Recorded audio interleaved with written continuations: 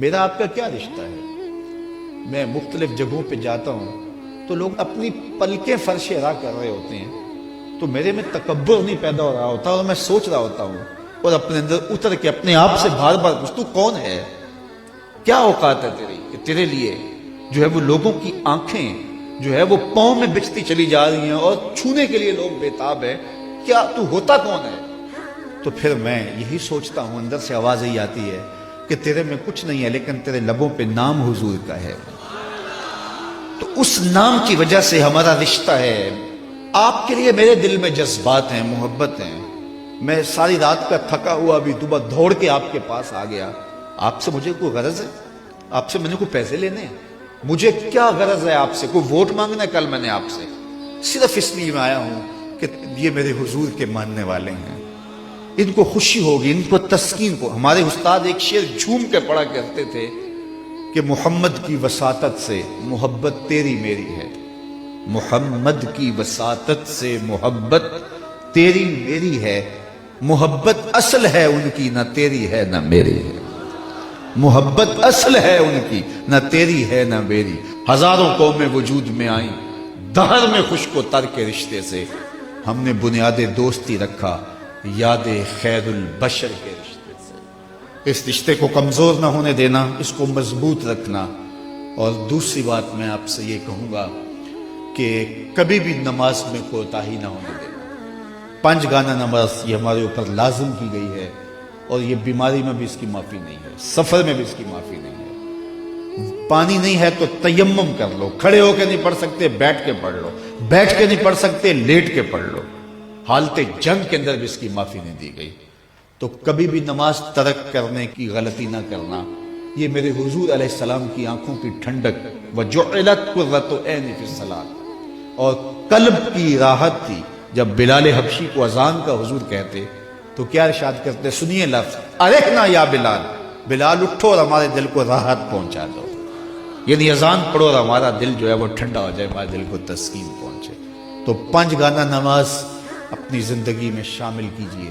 اللہ کی رحمتیں اترتی ہی اس کے اوپر ہیں جو نمازی ہوتا ہے۔ جو بے نماز ہوتا ہے، اللہ اکبر، حضرت سلطان باہو فرماتے ہیں اسے تو خنزیر بھی پناہ مانگتا ہے۔ اور شیخ سعدی بولے اسے قرضہ نہ دو جو بے نمازی، اس لیے کہ وہ رب کا قرض ادا نہیں کرتا، تمہارا قرض کیسے ادا کرے گا۔ اور حضور غوث اعظم رضی اللہ تعالیٰ عنہ جن کی 11ویں پکاتے ہیں، وہ کیا کہتے ہیں؟ فرماتے ہیں بے نمازی کو مسلمانوں کے قبرستان میں دفن نہ کیا جائے۔ کتنی بڑی بات ہے، من ترک الصلاۃ متعمدا فقد کفر جہارا، فرمایا جس نے جان بوجھ کر نماز چھوڑی گویا اس نے اعلانیہ کفر کیا۔ قیامت کے دن بندے سے سب سے پہلا سوال نماز کا ہوگا۔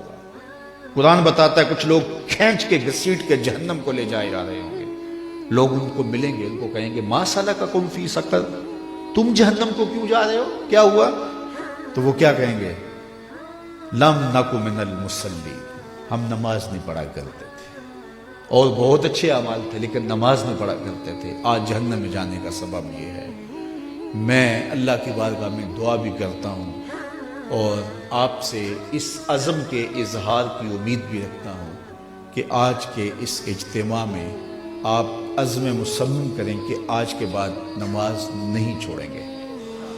انشاءاللہ اتنے زور سے کہیں کہ شیطان کا کلیجہ پھٹ جائے۔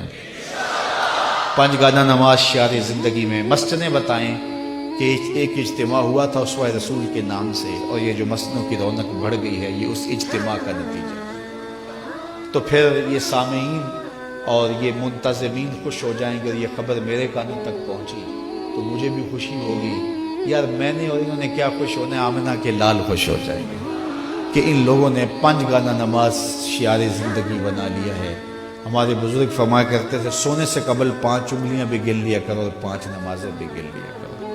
اگر 5 نمازیں پوری ہیں تو اللہ کا شکر ادا کیا کرو۔ کسی کا حق غصب نہ کرنا، کسی کو تکلیف نہ دینا، حقوق العباد کی سختی سے پابندی کی تلقین کی گئی ہے۔ جس نے کسی کے صرف 3 پیسے مارے، 3 پیسے، قیامت کے دن اس کی 700 نمازیں جو جماعت کے ساتھ پڑھی لے لی جائیں گی۔ 700 نمازیں صرف ایک ٹگے کے عوض میں لے لی جائیں گی، 3 پیسوں کے عوض میں لے لی جائیں گی۔ تو آپ مجھے بتائیے کہ اگر سویر سے لے کر ہم شام تک فراڈ کر رہے ہیں، دھوکہ کر رہے ہیں، لوگوں کے کلیجے چیر رہے ہیں، ہمارے جملوں کے نشتر لوگوں کے کلیجے پھاڑ رہے ہیں، تو پھر قیامت کے دن کس کس کا حساب دیں گے؟ کتنی کو نمازیں ہمارے پاس جو ہم دے کے جان چڑھائیں گے؟ تو آئیے اس تھوڑی سی زندگی کو اللہ کے نام پہ گزاریں، اللہ کے نام پہ گزاریں۔ آج موقع ہے، توبہ کا دروازہ کھلا ہے، کل سب کچھ نہیں ہوگا۔ بندے کو اس وقت سمجھ آتی ہے جب سمجھ آنے سے کچھ فائدہ نہیں ہوتا۔